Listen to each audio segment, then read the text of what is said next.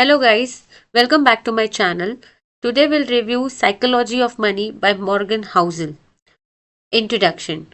Morgan Housel sets the stage by explaining that the book is not a manual on investing or personal finance. Instead, it focuses on the psychology of money, how our decisions are influenced by the behavior, emotions, and individual life experiences. He argues that financial success is more about how you behave than what you know, making emotional intelligence and self awareness critical. Chapter 1. No One's Crazy.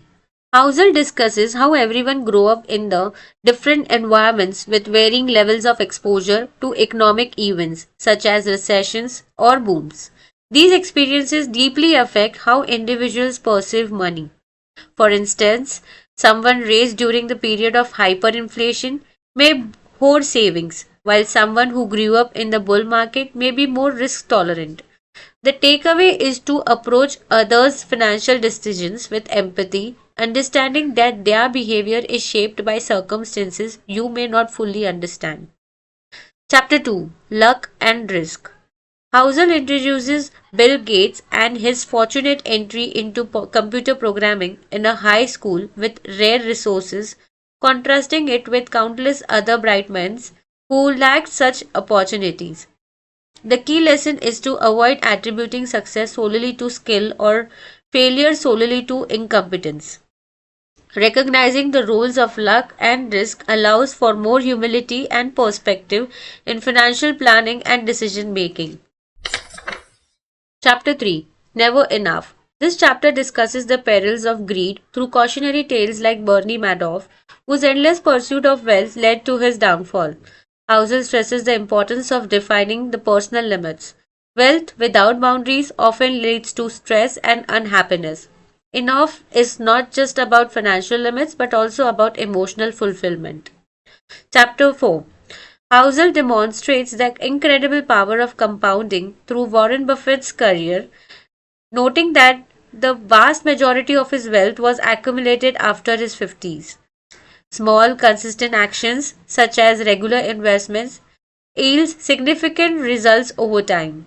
However, compounding's potential is often underappreciated because its effects are slow to start but exponential later. Chapter 5. Getting Wealthy versus Staying Wealthy. To get wealthy, one often needs risk taking, optimism, and aggressiveness. However, staying wealthy requires a different mindset: humility, patience, and risk management.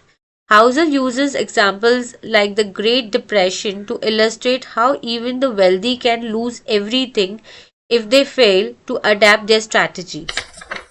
Chapter 6. Tails, You Win. Housel explains the concept of tail events, outliers that disproportionately impact results. In investing, a few big wins can offset numerous smaller losses. For instance, most of Warren Buffett's wealth stems from the small handful of investments.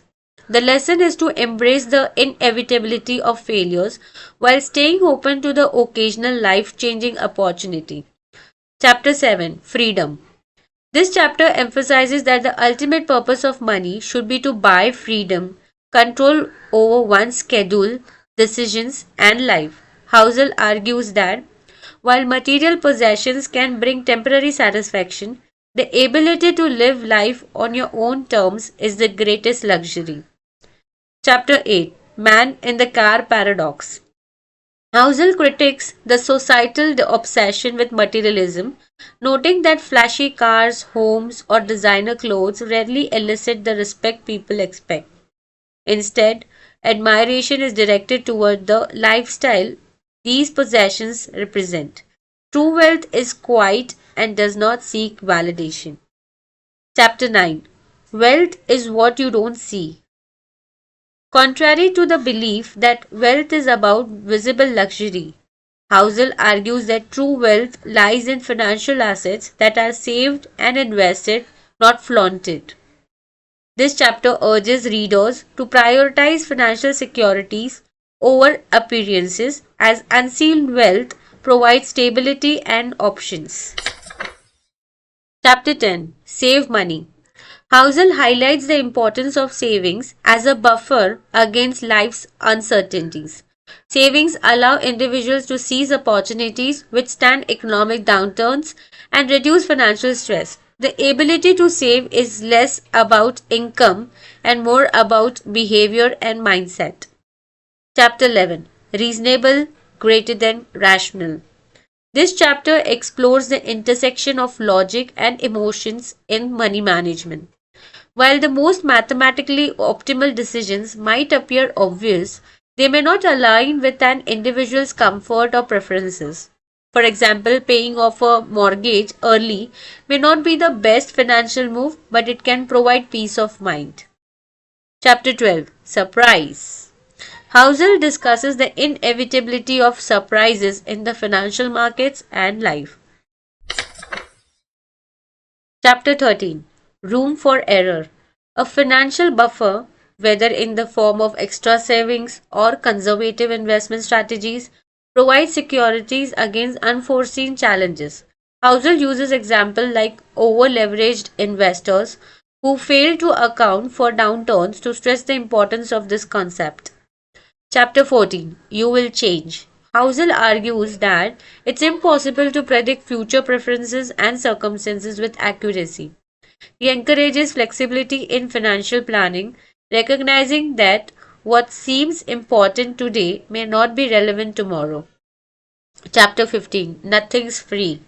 This chapter examines the price of wealth, such as the stress of uncertainty in investment or the effort required to save. Understanding and accepting these costs is essential for long term success. Chapter 16, You and Me. Housel emphasizes the individuality in money management, cautioning against adopting strategies based on others' choices. Personal circumstances, goals, and values should drive decisions. Chapter 17, The Seduction of Pessimism. Housel critiques the tendency to focus on pessimistic narratives, especially in financial news. While setbacks and crises are inevitable, he argues that progress tends to outweigh them over time. Chapter 18, When You Will Believe Anything. Housel explores how narratives influence money decisions, sometimes leading to irrational choices. Critical thinking and skepticism are essential tools for avoiding costly mistakes. Chapter 19, All Together Now. Housel consolidates the key lessons from the book, reinforcing the importance of behavior, mindset, and long term thinking in achieving financial success. Chapter 20, Confessions. In this reflective chapter, Housel shares his personal philosophy and approach to money, encouraging readers to develop their own principles based on book insights. So guys, this was chapter wise quick short review of book. If you like the review, do like and subscribe, and if you want any specific book review, do let me know in the comments. Until then, see you in the next video.